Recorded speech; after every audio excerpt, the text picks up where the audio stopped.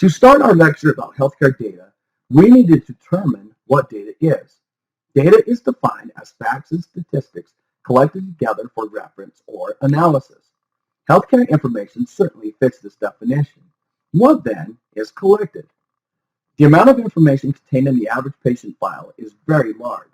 Imagine a typical file in a doctor's office.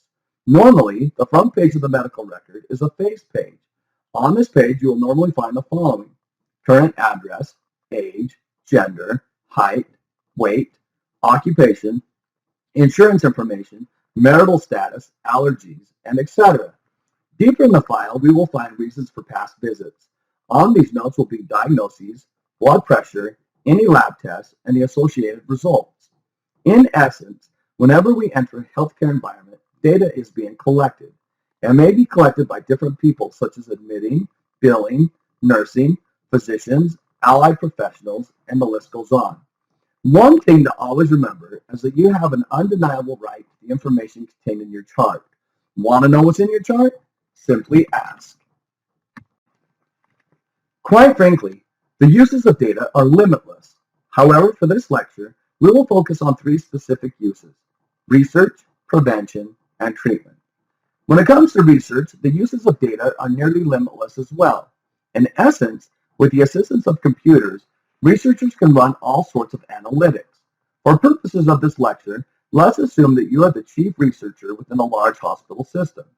Imagine how much data is at your fingertips. Perhaps you were wanting to study the secrets of longevity.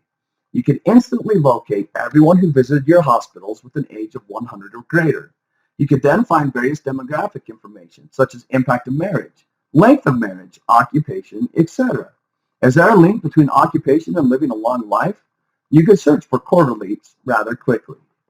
Another use of data is prevention.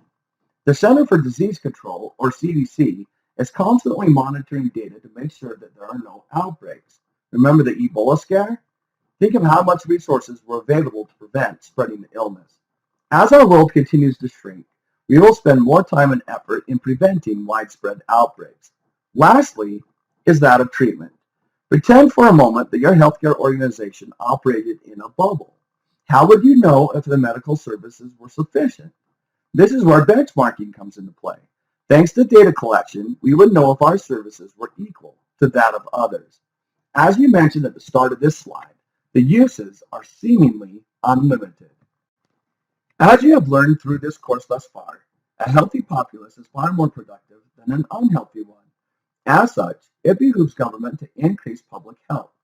A major database initiative is the Healthy People series launched in the year 2000. It contained numerous broad-based initiatives to decrease disease and morbidity. The data collected from the first Healthy People enterprise was used to then modify and create Healthy People 2010 and now for Healthy People 2020.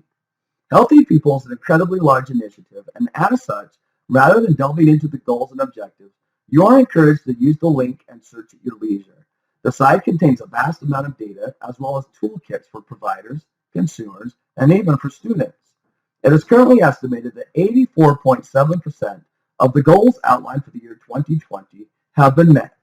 This is a huge accomplishment and well worth a look when you have time.